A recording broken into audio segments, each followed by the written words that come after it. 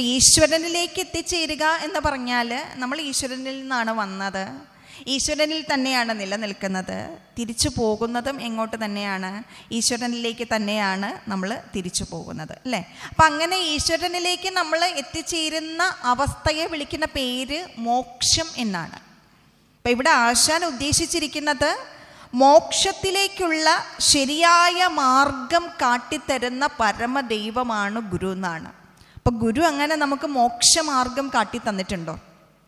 ഓരോരോ കാലഘട്ടത്തിലും അധർമ്മം വർദ്ധിക്കുകയും ധർമ്മത്തിന് ലോപമുണ്ടാവുകയും ചെയ്യുമ്പോൾ അതാത് കാലഘട്ടത്തിൽ ഈ അധർമ്മത്തെ ഇല്ലായ്മ ചെയ്ത് ധർമ്മത്തെ പുനഃസ്ഥാപിക്കാൻ വേണ്ടിയിട്ട് ഇവിടെ ഗുരുക്കന്മാർ അവതരിക്കുന്നു. ഭഗവാൻ ശ്രീകൃഷ്ണൻ നമ്മളോട് പറഞ്ഞതാണ്, അല്ലേ? അങ്ങനെ ഗുരുക്കന്മാർ അവതരിക്കുന്നു, ഇവിടെ വന്ന് നമുക്ക് ധർമ്മമാർഗത്തെ കാട്ടിത്തരുന്നു. അങ്ങനെ ആധുനിക ഋഷിയായ ശ്രീനാരായണ ഗുരു ഇവിടെ അവതീർണനായി മനുഷ്യർക്ക് ഒരു മോക്ഷ മാർഗം കാട്ടിത്തന്നിട്ടുണ്ട്. ഒരു മനുഷ്യൻ ജനിക്കുന്നത് മുതൽ മരിക്കുന്നത് വരെ എങ്ങനെ ധർമ്മത്തിൽ അധിഷ്ഠിതമായി ജീവിക്കുന്നുവോ യാതൊരുവനാണ് മോക്ഷത്തിലേക്ക് എത്തിച്ചേരുക. ഒരു മനുഷ്യന് ലഭിക്കാവുന്നതിലേക്ക് വച്ച് ഏറ്റവും വലിയ അർത്ഥമാണ് മോക്ഷം. അതിനെ പരമപുരുഷാർത്ഥം എന്നാണ് വിളിക്കുന്നത്. പുരുഷാർത്ഥങ്ങളെക്കുറിച്ച് ഋഷിവര്യന്മാർ പഠിപ്പിക്കും. ധർമ്മം, അർത്ഥം, കാമം, മോക്ഷം. കാമത്തെയും അർത്ഥത്തെയും ശരിയായി വിനിയോഗിച്ചുകൊണ്ട് ധർമ്മത്തിൽ അധിഷ്ഠിതമായി ജീവിക്കുന്നവനാരോ അവനാണ് മോക്ഷത്തിലേക്ക് എത്തിച്ചേരുക.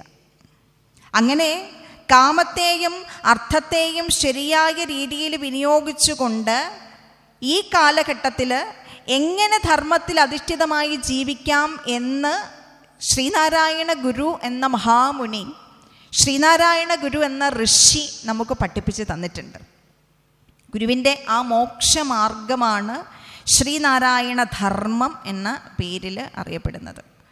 അപ്പം ശ്രീനാരായണ ഗുരു ആരെന്നാണ് നമ്മൾ നോക്കിയതല്ലേ? അപ്പം ശ്രീനാരായണ ഗുരു അനുഷ്ഠിച്ച് തന്ന അല്ലെങ്കിൽ പറഞ്ഞു തന്ന ധർമ്മമാർഗത്തെക്കുറിച്ചിട്ടാണ് നമ്മൾ പറയാൻ പോകുന്നത്. അപ്പം നമുക്കറിയേണ്ടത് എന്താണ് ഈ ധർമ്മം എന്നുള്ളതാണ്. ധർമ്മം എന്ന വാക്കിന് ഋഷിവര്യന്മാർ നൽകിയിരിക്കുന്ന നിർവചനം അഥവാ ഡെഫിനിഷൻ എന്ന് പറയുന്നത് ദേശകാലോചിതം കർമ്മ ധർമ്മ ഇത്യഭീയത്തെ എന്നാണ്. ദേശത്തിനും കാലത്തിനും അനുയോജ്യമായ രീതിയിൽ ഒരു മനുഷ്യൻ അനുഷ്ഠിച്ചിരിക്കേണ്ടുന്ന കർമ്മം എന്താണോ അതിനെയാണ് ധർമ്മം എന്ന് പറയുന്നത്. അതായത് ധർമ്മത്തിലുള്ള ആചരണത്തിന് ദേശത്തിനും കാലത്തിനും അനുയോജ്യമായിട്ട് വ്യത്യാസങ്ങൾ ഉണ്ടാവാം. അതായത് ഇപ്പോൾ കേരളത്തിൽ ജീവിക്കുന്ന ഒരു ചുറ്റുപാടിൽ അല്ലെങ്കിൽ ഒരു ജീവിത രീതി നമുക്ക് ഇന്ത്യയിൽ തന്നെ മറ്റൊരു സംസ്ഥാനത്ത് ചെന്നാൽ തുടർന്നു പോകാനായിട്ട് പറ്റില്ല. പറ്റുമോ? പോട്ടെ, ഇന്ത്യയിൽ ജീവിക്കുന്ന ജീവിത രീതിയിൽ നമുക്ക് അന്യ രാജ്യങ്ങളിൽ പോയി ജീവിക്കാൻ പറ്റില്ല, അല്ലേ? അപ്പം ദേശത്തിനും കാലത്തിനും, കാലം എന്ന് പറഞ്ഞാൽ ഒരു 50 വർഷം മുമ്പ് നമുക്ക് ജീവിച്ചിരുന്ന ആ ഒരു കാലഘട്ടത്തിൽ ആ ഒരു ജീവിത രീതിയിൽ ഇന്ന് നമുക്ക് ജീവിക്കാൻ പറ്റില്ല, അല്ലേ? നമ്മുടെ ജീവിത രീതികളൊക്കെ ഒരുപാട് മാറ്റങ്ങൾ സംഭവിച്ചു. അതുകൊണ്ട് തന്നെ ദേശവും കാലവും മാറുന്നതിനനുസരിച്ച് നമ്മുടെ ആചാരങ്ങളിലും അനുഷ്ഠാനങ്ങളിലും ജീവിത രീതിയിലുമൊക്കെ വ്യത്യാസങ്ങൾ ഉണ്ടാകുന്നു എന്നുള്ളത് കൊണ്ട് തന്നെ ഓരോ കാലഘട്ടത്തിലും നമ്മുടെ ഈ പറയുന്ന കർമ്മത്തിൻ്റെ ആചരണത്തിന് വ്യത്യാസം ഉണ്ടാകും. അതുകൊണ്ടാണ് അത് വീണ്ടും വീണ്ടും ഓരോരോ കാലഘട്ടങ്ങളിൽ വന്ന് ആ കാലഘട്ടത്തിനനുസൃതമായിട്ട് ഗുരുക്കന്മാർ നമുക്ക് ഉപദേശിച്ച് നൽകുന്നത്. അങ്ങനെ ഇനി വരുന്ന നൂറ്റാണ്ടുകൾക്ക് കൂടി പ്രയോജനമാകത്തക്ക രീതിയിൽ ശ്രീനാരായണ മഹാമുനി നമുക്ക് ഒരു ധർമ്മമാർഗം പറഞ്ഞു തന്നിട്ടുണ്ട്. അത് ഗുരുവിൻ്റെ നിർദ്ദേശപ്രകാരം ഒരു സ്മൃതി ഗ്രന്ഥത്തിൻ്റെ രൂപത്തിൽ ലോക സമക്ഷത്തിലേക്ക് അവതരിപ്പിച്ചത് ശ്രീനാരായണ ഗുരുവിൻ്റെ മഹത് ശിഷ്യനായ ആത്മാനന്ദ സ്വാമികളാണ്. അദ്ദേഹം ശ്രീനാരായണ ധർമ്മം എന്ന ആ ഗ്രന്ഥത്തിന് ആമുഖമായിട്ട് പറഞ്ഞിട്ടുള്ളത് കൊല്ലവർഷം 1100 ചിങ്ങത്തിൽ ശ്രീനാരായണ ഗുരുസ്വാമി തൃപാദങ്ങൾ ബ്രഹ്മവിദ്യാലയത്തിൽ വച്ച് ഞങ്ങൾക്ക് അരുളിത്തന്ന ധർമ്മോപദേശമാകുന്നു ഈ ഗ്രന്ഥത്തിൻ്റെ സാരം. കൊല്ലവർഷം 1100 ചിങ്ങം എന്ന് പറയുമ്പോൾ 1924 ഏതാണ്ട് സെപ്റ്റംബർ മാസത്തിൽ ആയിരിക്കണം എന്ന് നമ്മൾ മനസ്സിലാക്കണം. അതായത് അടുത്ത വർഷം 2024 എന്ന് പറയുന്നത് ശ്രീനാരായണ ധർമ്മം ശതാബ്ദിയിലേക്ക് എത്തുകയാണ്. അപ്പം 100 വർഷങ്ങൾക്ക് മുൻപ് ശ്രീനാരായണ മഹാമുനി ഒരു മനുഷ്യന് വേണ്ടിയിട്ട് ഉപദേശിച്ച് തന്ന ധർമ്മമാർഗമാണ് ശ്രീനാരായണ ധർമ്മം എന്ന ഗ്രന്ഥത്തിൽ ഉൾക്കൊള്ളിച്ചിട്ടുള്ളത്. ഇവിടുത്തെ ആധ്യാത്മിക ഗ്രന്ഥങ്ങളെ നമുക്ക് 2 രീതിയിൽ തരംതിരിക്കാം. ശ്രുതി ഗ്രന്ഥങ്ങളെന്നും സ്മൃതി ഗ്രന്ഥങ്ങളെന്നും 2ആയിട്ട് തരംതിരിക്കാം. ശ്രുതി എന്നുള്ള വാക്കിനർത്ഥം കേട്ടത് എന്നാണ്. അപ്പം നമ്മൾ കേട്ടറിഞ്ഞ പുരാണ കഥകൾ തുടങ്ങിയവയൊക്കെ ശ്രുതി ഗ്രന്ഥങ്ങളിൽ പെടുന്നവയാണ്. സ്മൃതി എന്നുള്ള വാക്കിനർത്ഥം ഓർമ്മ എന്നാണ്. അപ്പം നമ്മുടെ ജീവിതം ജീവിച്ച് മുന്നോട്ട് പോകുമ്പോൾ നമ്മൾ ഓർത്തിരിക്കേണ്ടുന്ന കാര്യങ്ങൾ ഉൾക്കൊള്ളിച്ചുകൊണ്ടുള്ള ആധ്യാത്മിക ഗ്രന്ഥങ്ങളെ അല്ലെങ്കിൽ ഗ്രന്ഥങ്ങളെയാണ് നമ്മൾ സ്മൃതി ഗ്രന്ഥങ്ങൾ എന്ന് വിളിക്കുന്നത്. അപ്പം ശ്രീനാരായണ ധർമ്മം എന്ന് പറയുന്നത് ഈ സ്മൃതി ഗ്രന്ഥങ്ങളുടെ വിഭാഗത്തിൽ പെടുന്ന ഗ്രന്ഥമാണ്. ഭാരതത്തിൽ ഇതിനു മുൻപും സ്മൃതി ഗ്രന്ഥങ്ങൾ ധാരാളം ഉണ്ടായിട്ടുണ്ട്. മനുസ്മൃതി, യാജ്ഞവൽക്യ സ്മൃതി തുടങ്ങിയ ധാരാളം സ്മൃതി ഗ്രന്ഥങ്ങൾ ഉണ്ടായിട്ടുണ്ട്. അവയൊക്കെയും രചിക്കപ്പെട്ടത് സംസ്കൃത ശ്ലോകങ്ങളുടെ രൂപത്തിലാണ്. അപ്പം അതുകൊണ്ട് തന്നെ ശ്രീനാരായണ മഹാമുനി ഈ കാലഘട്ടത്തിൽ നമുക്ക് തന്ന ധർമ്മോപദേശം കേവലം മലയാള ഭാഷയിൽ മാത്രമായി പോയാൽ ആളുകൾ അതിനെ വില കുറച്ച് കാണുമെന്ന് തോന്നിയത് കൊണ്ടായിരിക്കണം തൃപ്പാദങ്ങൾ അത് സംസ്കൃത ശ്ലോകങ്ങളുടെ രൂപത്തിൽ തന്നെ ഒരു സ്മൃതി ഗ്രന്ഥമാക്കി രചിക്കാൻ ആത്മാനന്ദ സ്വാമികളോട് ആവശ്യപ്പെട്ടത്. അങ്ങനെ ഗുരു നൽകിയ ധർമ്മോപദേശത്തെ 10 സർഗങ്ങളായി വേർതിരിച്ച് സംസ്കൃത ശ്ലോകങ്ങളുടെ രൂപത്തിലാണ് ആത്മാനന്ദ സ്വാമികൾ അത് തന്നിട്ടുള്ളത് നമുക്ക്.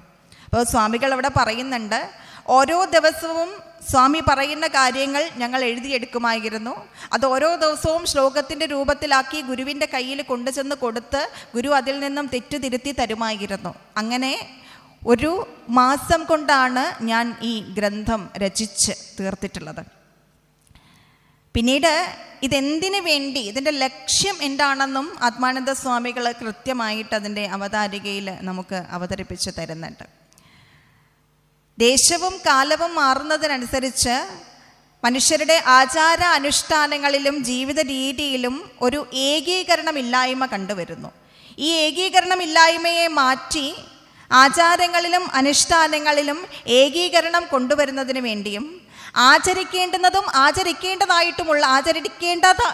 ആചരിക്കേണ്ടാത്തതായിട്ടുമുള്ള അനുഷ്ഠാനങ്ങളുണ്ട്. അപ്പം അതിൽ ഏതൊക്കെ നമ്മൾ ജീവിതത്തിലേക്ക് ഉൾക്കൊള്ളണം, ഏതൊക്കെ ഉൾക്കൊള്ളണ്ട എന്നുള്ള ഒരു ഉപദേശം കൂടി ശ്രീനാരായണ മഹാഗുരു നമുക്ക് ഈ ഗ്രന്ഥത്തിനുള്ളിൽ പകർന്ന് നൽകുന്നുണ്ട്. അങ്ങനെ ശ്രീനാരായണ ധർമ്മം എന്ന ഗ്രന്ഥത്തിനുള്ളിലേക്ക് കടന്നു ചെന്നാൽ അതിൽ ശ്ലോകങ്ങളൊക്കെയും സംസ്കൃതത്തിലാണ് രചിക്കപ്പെട്ടിട്ടുള്ളത് എന്ന് ഞാൻ പറഞ്ഞു. അത് സാധാരണക്കാരന് ഗ്രഹിക്കാൻ ബുദ്ധിമുട്ടായതുകൊണ്ട് തന്നെ കുറിച്ചി അദ്വൈത വിദ്യാശ്രമത്തിൻ്റെ സ്ഥാപകനും ഗുരുവിൻ്റെ സഹചാരിയും ഗുരുവിൻ്റെ വത്സല ശിഷ്യനുമായ ശ്രീനാരായണ തീർത്ഥർ സ്വാമികൾ ഇതിലെ ഓരോ ശ്ലോകങ്ങൾക്കും പദാനുപദം മലയാളത്തിൽ വ്യാഖ്യാനം നൽകി ശ്രീനാരായണ ധർമ്മം സാരാർത്ഥ ബോധിനി എന്ന പേരിൽ ശ്രീനാരായണ ധർമ്മത്തിൻ്റെ മലയാള വ്യാഖ്യാനം സഹിതമുള്ള ഗ്രന്ഥം നമുക്ക് നമ്മുടെ മുന്നിലേക്ക് തന്നിട്ടുണ്ട്. ആ ഗ്രന്ഥമാണിത്. നിങ്ങളെ കാണിക്കാൻ വേണ്ടിയിട്ട് കൊണ്ടുവന്നതാണ്. ഒട്ടുമിക്കവാറും ആൾക്കാരൊക്കെ കണ്ടിട്ടുണ്ടായിരിക്കുമെങ്കിലും കണ്ടിട്ടില്ലാത്തവർക്കായിട്ട് കാണിക്കുകയാണ്. മലയാള വ്യാഖ്യാനം സഹിതം ശ്രീനാരായണ തീർത്ഥർ സ്വാമികളുടെ മലയാള വ്യാഖ്യാനം സഹിതമുള്ള ശ്രീനാരായണ ധർമ്മത്തിൻ്റെ ഗ്രന്ഥമാണ് ഇത്. ഭാരതത്തിൽ ഇന്നോളം ഉണ്ടായിട്ടുള്ള സ്മൃതി ഗ്രന്ഥങ്ങളോടൊക്കെയും കിടപിടിക്കത്തക്ക രീതിയിൽ തന്നെ രചിക്കപ്പെട്ടിട്ടുള്ള ഒരു ഗ്രന്ഥം. ഇതിനുള്ളിൽ 10 സർഗങ്ങളാണുള്ളത്. എങ്ങനെയാണോ ഭാരതത്തിലെ ആധ്യാത്മിക ശാസ്ത്രങ്ങളിലെ ഗ്രന്ഥങ്ങളൊക്കെയും നമ്മുടെ മുന്നിൽ അവതരിപ്പിക്കപ്പെട്ടിട്ടുള്ളത്, അതേ രീതിയിൽ തന്നെ ഇത് അവതരിപ്പിക്കാനായിട്ട് പ്രത്യേകം സ്വാമി ശ്രദ്ധിച്ചിട്ടുണ്ട് എന്നുള്ളതാണ് എടുത്തു പറയേണ്ട ഒരു കാര്യം.